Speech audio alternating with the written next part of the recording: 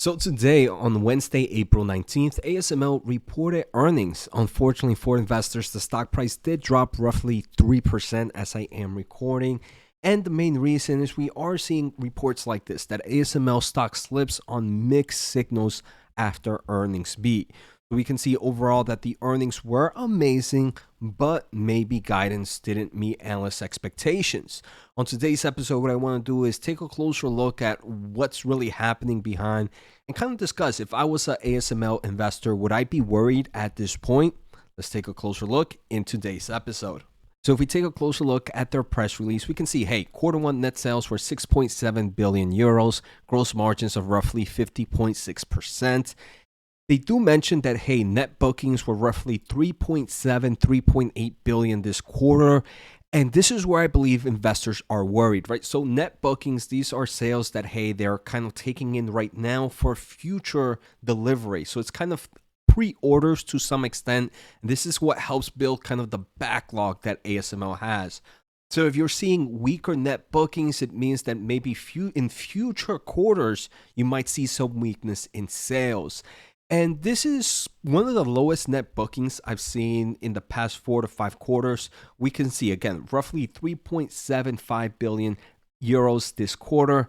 Last quarter was 6.3 billion. And I believe last quarter was the weakest. If we take a closer look, quarter 3 of 2022 was 8.9. Quarter 2 of 2022 was 8.4. Quarter 1 of 2022 was 6.9. And even quarter 4 of 2021 was 7.05. So the lowest this got in the past 4 to 5 quarters was 6.3. So now that dropping to 3.7 is causing a little bit of fear for investors. And right now we are going to discuss what's happening. It seems like obviously there was a huge fear that semiconductor shortage was going to happen and they needed to make sure equipment was being purchased. So a lot of companies decided to kind of put a lot of those orders ahead of time because they didn't want to be at the end of the line, right? Maybe they started making some purchases a few quarters before, and now we're kind of seeing that weakness right now. The company also mentions that they continue to see mixed signals on demand from the different end market segments as industries work to bring inventory to more healthy levels.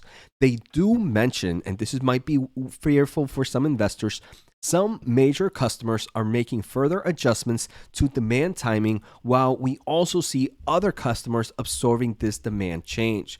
So they're saying that, hey, some customers are calling them like ASML, hey, we know we mentioned we needed this product maybe in the first quarter of blah, blah, blah. Now we need it in the second or the third quarter. So we don't really need to purchase anything else from you guys as we're going to push this a little bit more. So it seems like right now the demand is being pushed back a little bit. Overall, the company still mentions the following, that their demand still exceeds the capacity for this year of 2023. Remember, the year is just starting, and they have a backlog of roughly $38.9 billion, and their main focus continues to be on maximizing system output. And I believe that's very important to hear from them. I want to say, if you are an ASML investor, in the upcoming quarters, what I would focus on is seeing if they shift that, if no longer their dependency or their focus is on maximizing system output. Because right now, reading that, it tells me that this company believes demand will pick back up, those bookings will grow back longer, and they need to continue to fulfill this backlog. If that tone starts to change, then it might kind of start to mean that there's some weakness ahead. So if you are an ASML investor, right now things are looking good on their end, but I do believe it's important to keep note of that tone. Now, before we go any further, if you guys are not too familiar with ASML Holdings, on my membership program for semiconductor investing, where I'm going to be doing more of a one-on-one overview of every semiconductor company I can out there. My first one was on ASML. My next one, I believe, is on Lam Research, and I already have some other ones.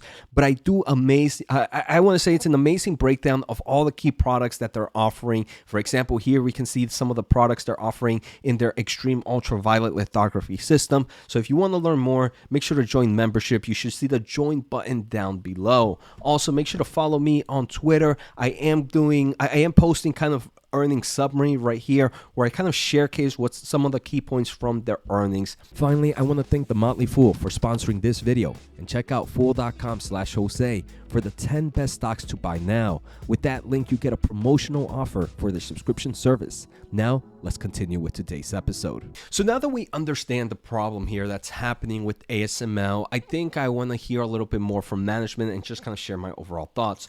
But first, I want to explain a little bit of their sales breakdown. We can see for the Q1, majority of their sales are still in the EUV market, extreme ultraviolet, and the other good portion is coming from the deep ultraviolet, which is pretty much this segment right here. Metrology and inspection is still pretty small. We see in end uses, logic is still a big player, 70% of total net sales. Memory is 30%. They do mention during the earnings that memory is seeing a little bit more weakness, as we have seen the memory market is slowing down dramatically, especially on CapEx, right? So not to my surprise that logic is the leading player here, and I believe it's going to stay like that for some time. Another thing to mention is this quarter alone, they sold roughly 17 extreme ultraviolet machines. Normally for the full year, they have capacity of only 60. So they are already a little bit ahead here in the EUV market in forms of products shipped and sold. Now, I want to say they do mention in the upcoming quarters, it might not be as strong as this first quarter, as they already are ahead of the curve. So I mentioned a lot of the changes that are happening, and there was a question here on how do all these developments translate into the outlook for 2023? And management says that right now our outlook for 2023 is essentially remains unchanged. They expect to ship around 60 EUV systems this year, and they do mention the main reason is because their backlog is much higher than their overall capacity. So thanks to the backlog from ASML, they really don't have to worry about anything for this year. What they really have to do is worry for the next year of 2024. And that, in my opinion, is pretty amazing because this is just Q1 of this year. There's still 3 quarters ahead. There was a question in the earnings call that also kind of dictates or was like, hey, your order run rate or your bookings is slowing down dramatically. How could this affect the calendar year of 2024? So this is more looking not this fiscal year, but the next fiscal year. And management says, hey, yes, look, our cushion room or our cushion in backlogs is kind of dwindling, right? We want it to be a lot higher. Luckily for us, 2023 is still great. And they do mention that right now, based on the backlogs that they have, they mentioned that they already have a significant part of 2024 already booked. They do mention that you could argue that the back half of the second half of next year still needs to be booked. So I think right now things are still okay for ASML. They mentioned, hey, look, we're good for the full year of 2023. We just finished Q1 and we don't see we see our sales as expected. For 2024, we have the first half of 2024 fully booked. We have the first half of the second half, so the third quarter of 2024 fully booked. The only one we really have to work up in the next 7 quarters is pretty much the back end of 2024. So this company has roughly 4 to 5 quarters to build up the second half of 2024. So in my opinion, I don't think there's much to be worried about ASML at the moment, right? At the moment, I don't think there's much to be worried. But if I was an investor, I did mention what are some things I would be kind of looking out for. First is seeing a tone in the upcoming quarters. Is there a tone of them focusing instead of their focus shifting away from maximizing system output? If they start to focus outside of that, it might be kind of showcasing that, hey, this company might be seeing a little bit weakness on their future sales.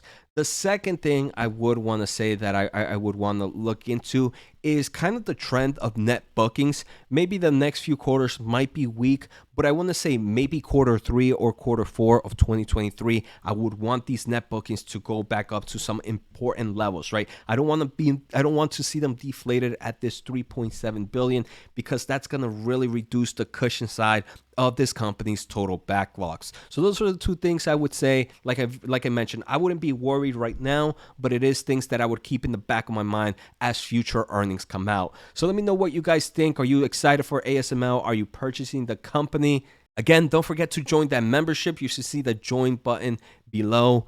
Make sure to click that and help support the channel. And if you want to learn about the semiconductor market, that's definitely the membership to join. So take care, have a good day, and see you next time.